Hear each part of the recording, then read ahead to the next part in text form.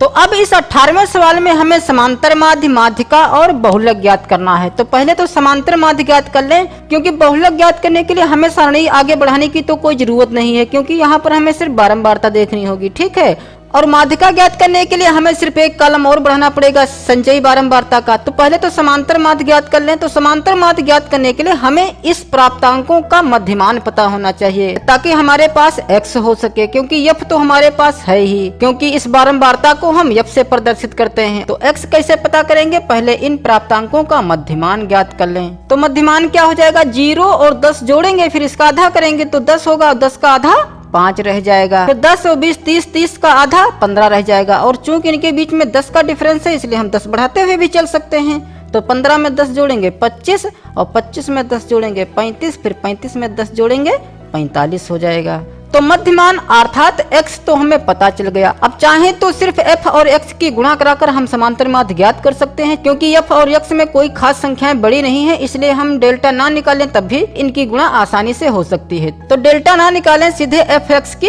गुणा ही करा लें। तो जब fx की गुणा कराएंगे तो यह हो जाएगा 5 दूना 10, 15 दशम 150, 25 8 200, फिर 35 की गुणा 7 से कराएंगे तो 7 पचे 35 हासिल 3 7 तियां 21 और 3 24, फिर 45 तियां 3 पचे 15 हासिल 1 3 चक्कू 12 1 13 135 हो जाएगा। अब चूंकि हमें इसके योगफल की जरूरत पड़ेगी, इसलिए पहले तो इसका योगफल पता कर लें। तो लिखेंगे सिग्मा fx बराबर, तो 135 और 245 हो जाएगा 380, 380 और 200 हो जाएगा 580, 580 और 100 680, 680 और 10 690, 690 और 50 740। तो इसका योग आ जाएगा 740। और चूंकि हमें सिग्मा f की भी जरूरत पड़ेगी, तो यहाँ पर सिग्मा f भी निकाल लें। 8 2 10, 10 20, 20 और 10 30।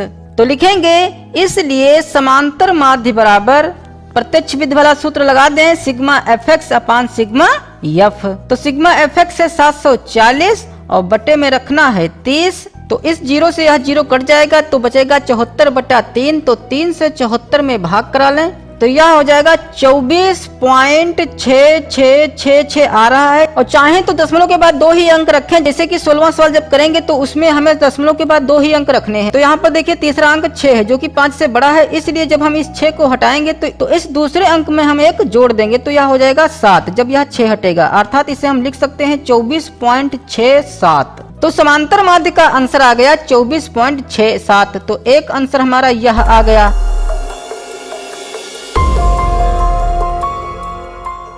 अब हमें माध्यिका ज्ञात करना है। तो माध्यिका ज्ञात करने के लिए हमारे पास संचयी बारंबारता होनी चाहिए। तो पहले यहाँ पर संचयी बारंबारता ज्ञात कर लें।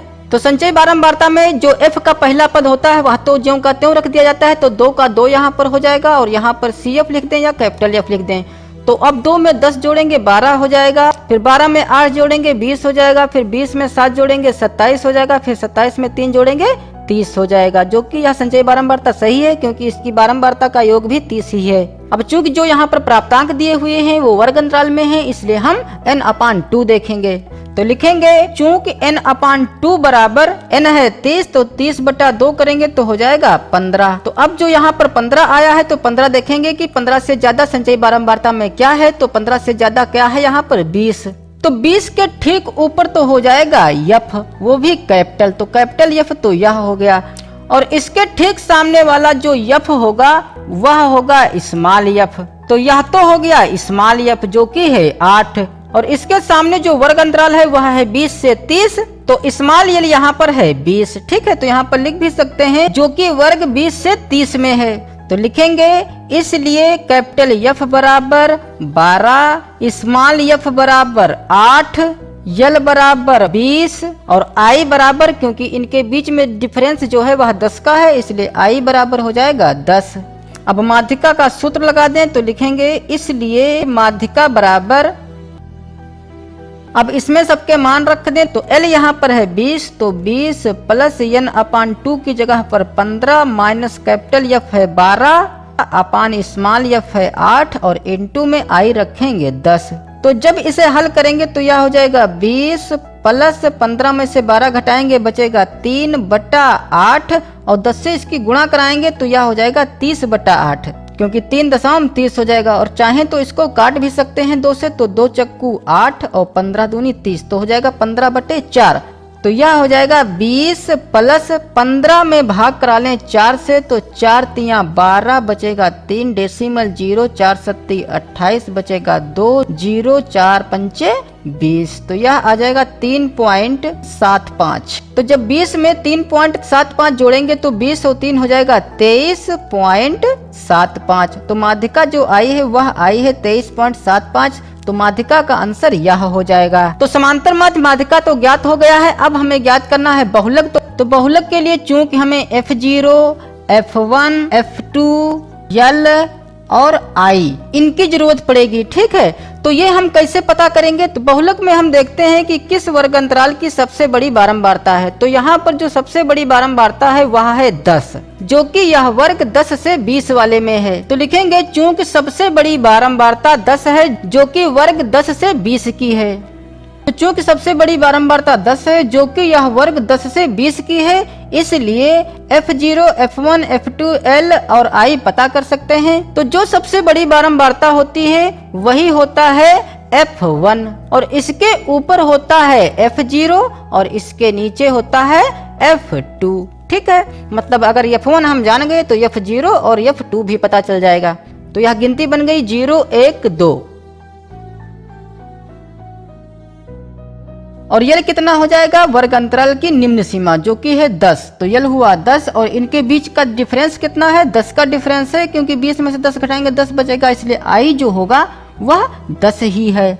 अब बहुलक का सूत्र लगाएं तो लिखेंगे इसलिए बहुलक बराबर, तो सूत्र क्या होता है? L plus F1 minus F0 अपान 2F1 minus F0 minus F2 और इनटू में I। अब इसमें सबके मान रख दें तो यल है यहाँ पर 10, तो 10 प्लस F1 है यहाँ पर 10 माइनस F0 है 2/2 इंटू F1 है यहाँ पर 10, तो गुणे 10 माइनस F0 है 2, तो 2 और माइनस F2, तो F2 है 8, तो माइनस 8 और गुणे में रखना है I जो कि है 10।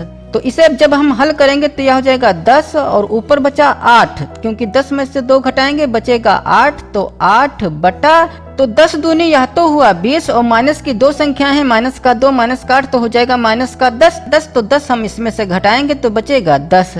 तो बटे में यहाँ पर कर दें 10 और गुणे में 10 वहाँ पर ऑलरेडी है, तो इस 10 से यह 10 कट जाएगा, तो यहाँ पर हमारे पास बचेगा 10 प्लस 8, तो यह हो जाएगा 18। अतः बहुलक का आंसर यह आया है जो कि है 18।